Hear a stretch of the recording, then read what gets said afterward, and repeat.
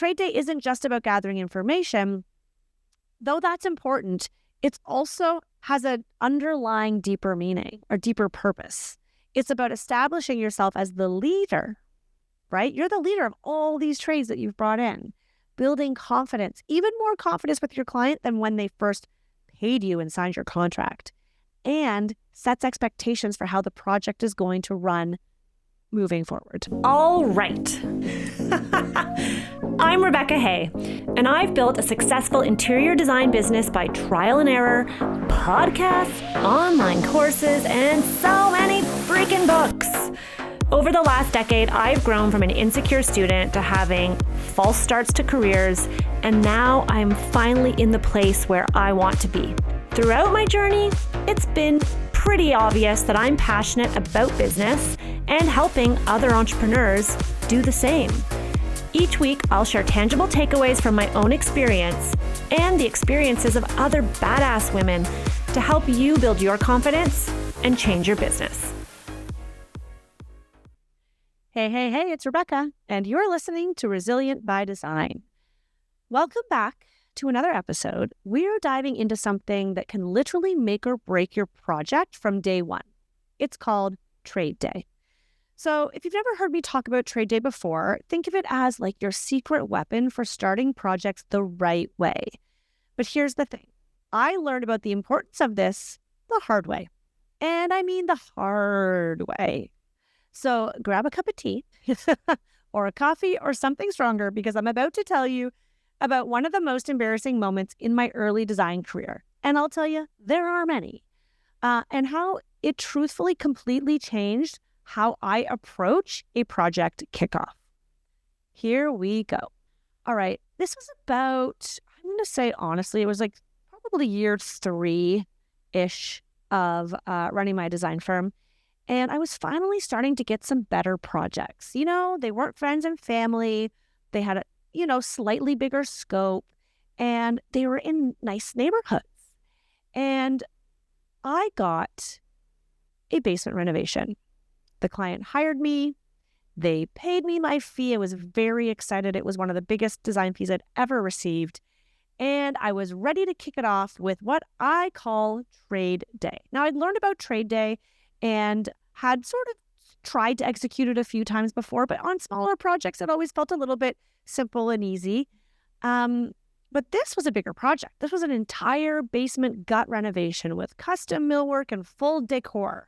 My dream. I love to do soup to nuts. Like, I want to do the entire reno. I want to do all the millwork, and I want to decorate and style. So this was a beautiful potential project, or not potential. She'd hired me. It was going to potentially be beautiful, and a great client.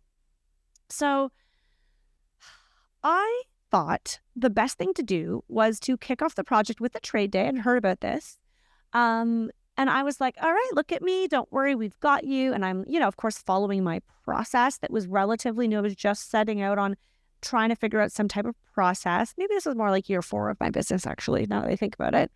And I'm like, all right, I'm going to get all the trades, all the contractors together on site on one day to kick it off. And we're going to all walk through together. It'll be efficient. This woman is busy. I don't want to take up too much of her time. Also, sometimes she can be a little chatty, so if I can keep it tight, then we'll get in and we'll get out. Right? Sounds smart. Wrong. So wrong.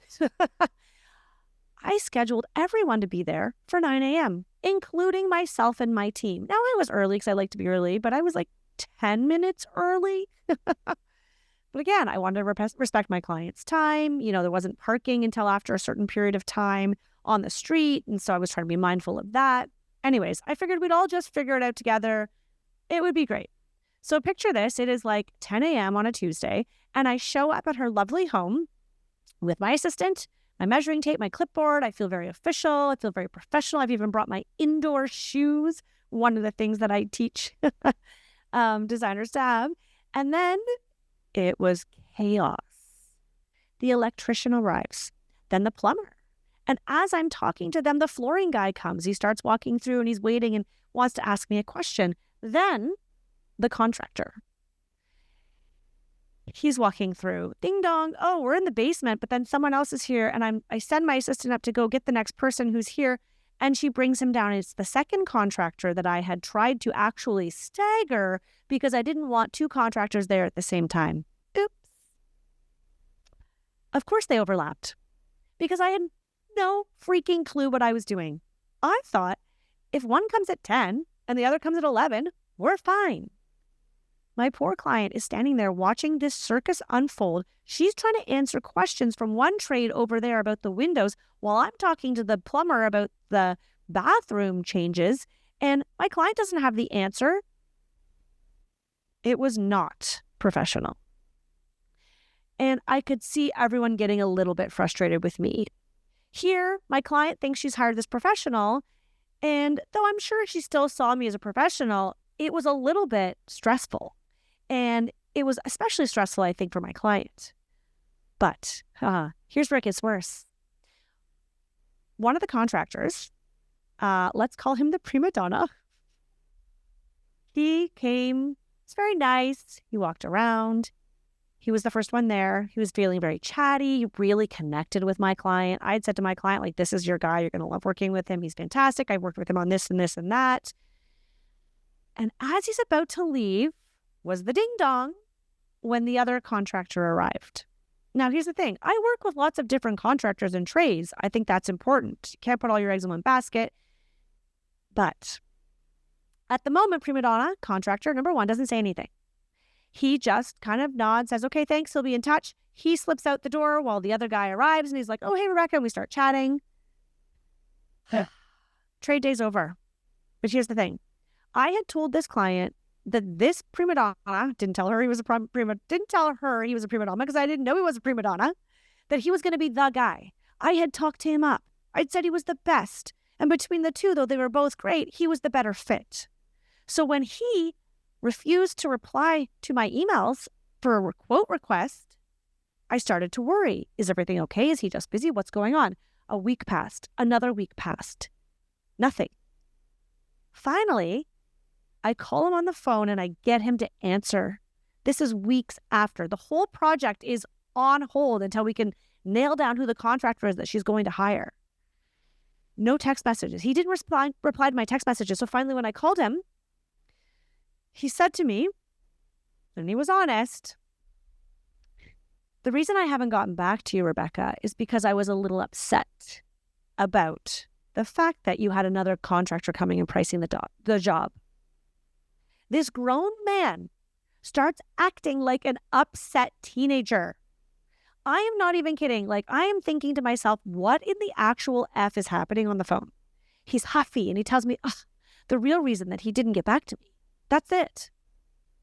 He was offended that I wanted to get another quote. And he said he refused to quote if he knew somebody else was quoting because every time he's up against another contractor, he loses the job. Well, besides me rolling my eyes, I was panicked. Like, dude, we're not getting married. And P.S., regardless of your price, I had convinced her you were the better option. So now what the F am I supposed to do? He's like, sorry, you're going to have to figure it out. Like, and after that, I didn't work with him ever again. The damage was done. Fine. My whole relationship with the contractor, over. But the relationship with the client was strained. The trust was shaky. They started questioning other decisions I was making. It took me months to recover from that one incident. And honestly, I'm not sure we ever really fully recovered from it. I had to talk my client about, I had to reassure my client that the other contractor, the one who I originally had said wasn't the best fit, was now the best fit. And I had to tell her that the other contractor wasn't able to quote anymore. Like, it felt like I was lying. It was so uncomfortable. It was so awful. That project taught me that good intentions aren't enough. You need systems. You need process. You need to know what the hell you're doing before you start bringing people together in someone's house. Holy heck. So let me tell you what trade day actually is when you do it right, because what I just described, that was not a very successful trade day. That was chaos with a fancy name. So real trade day is your project kickoff. It's strategic, it's organized, and it sets the tone for your entire project. When you nail this, everything else flows so much better. So before I dive into how to run it, I first just want to mention that this is the type of thing that I teach inside Power of Process, because trade day isn't just one isolated event, and I will talk about it as such today. However, it's actually part of your entire project management system. It is interconnected with the other steps in running a design project. So let me give you the highlights today so that you can start implementing them right away. So when you do it right, it's when you meet on site with your key trades, your team, and sometimes your client to officially launch the project. It's structured, it's planned, everyone knows where they are, what time they're meant to be there, and the goals are simple. Review the project scope, make sure everyone is aligned. Take detailed measurements and tons of photographs. Gather feedback from your trades about feasibility of initial ideas that you have, and sometimes you need to uncover some new ideas, possibly brilliant ideas that you hadn't thought of because you have your experts there with you. And then most importantly, you show your client that you are the professional they have hired. It reassures them that they've made the right decision and that you are going to lead this project to success. So trade day isn't just about gathering information, though that's important.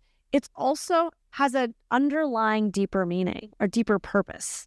It's about establishing yourself as the leader, right? You're the leader of all these trades that you've brought in, building confidence, even more confidence with your client than when they first paid you and signed your contract, and sets expectations for how the project is going to run moving forward.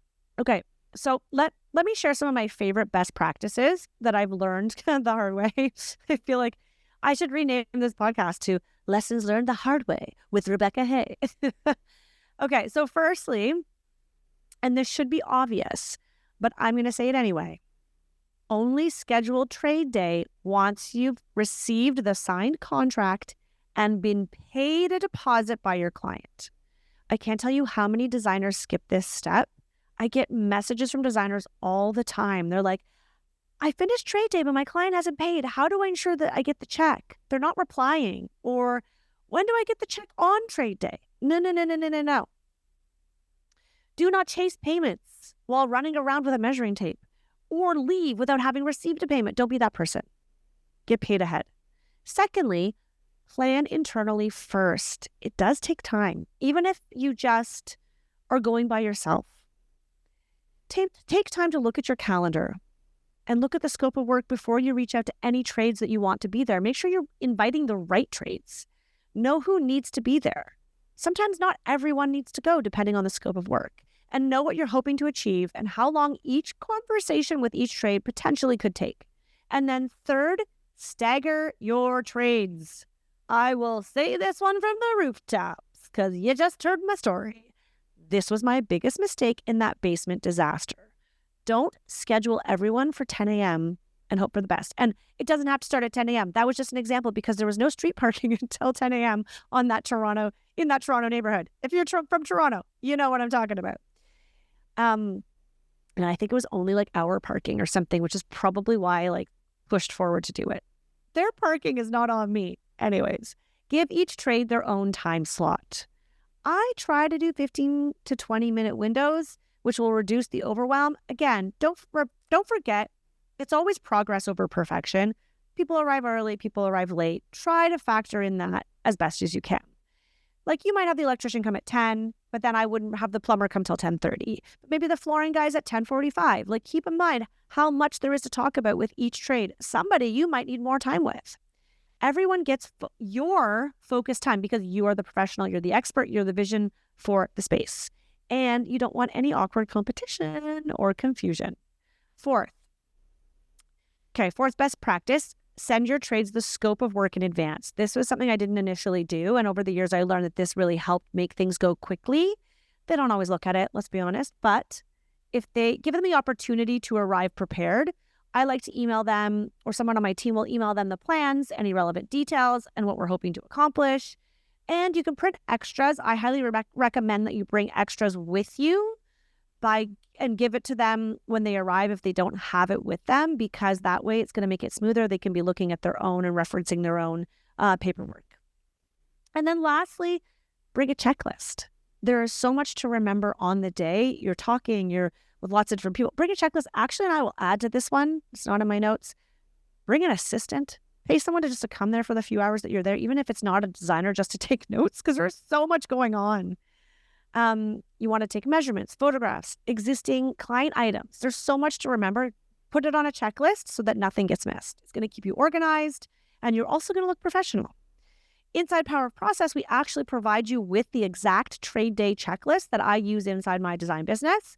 Plus, I give you templates for the communication pieces, because once you have this dialed in, it becomes this beautiful, repeatable system that works every single time and shows your clients you are the business. But here's what I want you to really understand. Trade day isn't just helpful for you. It builds massive confidence with your client and I haven't mentioned this yet, your trades. They're like, whoa, this designer's got her shit together. Think about it from all of their perspectives, especially your clients, because ultimately that's what this is about. Your client has just invested potentially tens of thousands of dollars with you. They're probably nervous, excited. Maybe they're a little overwhelmed. They don't know what to expect. Maybe they've never done this before. Even if they've done this before, chances are if they worked with another designer, they did not operate with a trade day. When you show up with a clear plan, an organized schedule, and professional process, it immediately puts your clients at ease. You're showing them that you have systems, that you're leading the project, and that they can trust you to handle all the details that they don't want to think about. So they don't have to worry about asking the right questions, taking all the notes. If you compare that to what I did in the basement project, showing up with everyone at once, looking frazzled, having a contractor basically walk off the job, or not physically, but you know what I mean? What message does that send? It says you don't know what you're doing, or maybe you're still just a little green, even if it's not true. And here's a pro tip. When you wrap trade day, follow up immediately, not just with your client, with your trades. I always send a quick email that thanks everyone who attended, summarizes what we learned, and outlines the next steps they can expect from us and what we're hoping they can do for us. It takes maybe 5 minutes. You could even have a template ready to go, but it makes such a professional impression. So trade day might just sound like another step to you, but it really is the foundation for everything that comes after in the project. When you start any project with clarity, organization, and confidence, that energy, that professional vibe, it carries through the entire project. Your trades will respect you more. Your clients will trust you more. And honestly, you feel more in control, which makes you a better designer. And that's why I created Power of Process. Because I realized that having great design skills and being talented and good at what you do is just not enough. You need the business systems to support those skills. And trade day is literally just one piece of that puzzle. Inside Power of Process, or POP as it's affectionately known, I will help you map out your entire signature design process from first inquiry to final reveal and beyond. We cover how to set expectations with clients, how to manage timelines, handle challenging situations, and how you can create an experience that turns every client into a raving fan and a 5-star Google review. Because here's the thing I've learned after running a 7-figure interior design business. When you have clear, repeatable process, everything is easy. Clients respect your expertise, projects run smoother, you can hire, your team knows what to expect, the list goes on. And you go from constantly putting out fires and being in firefighter mode to smooth sailing. So here's what I want you to do after this episode. If you've got a project that's starting soon, maybe consider if it's possible for you to implement a trade day, even if it's not in the full robust form that I shared in this episode. Do it right away. Employ some of these strategies. Plan it out. Try to stagger your trades. Maybe make a checklist that you can bring with you. And if you don't have a project starting immediately, use this time to create a trade day process. Maybe figure out what that ideal schedule would be. Create a checklist. Even draft your follow-up email template if you have time. And if you're thinking, okay, Rebecca, this sounds amazing, but I need help putting it together and I don't have a process maybe. So I need help beyond just trade day. Then guys, Power of Process is exactly what you need. I am running my first ever summer cohort. It's about to begin, and it will include 8 weeks of step-by-step curriculum, live coaching calls and support, a community of designers who are working in their business at the same time as you. They're working on the same thing. Plus, I share Canva templates. I share checklists. You name it, it's inside the course. You guys can check it out at rebeccahay.com/power of process. I won't be running it live again until later in the fall. So if you want the full support right now to build this process out for good, and you want to be in a community of other like-minded designers, now is your time. Okay, I know I feel like I might be adding too much to your plate, or maybe you feel like adding all this structure is going to slow you down. But I promise you the opposite is true. When you have clear processes like a well-run trade day, everything is going to be easier.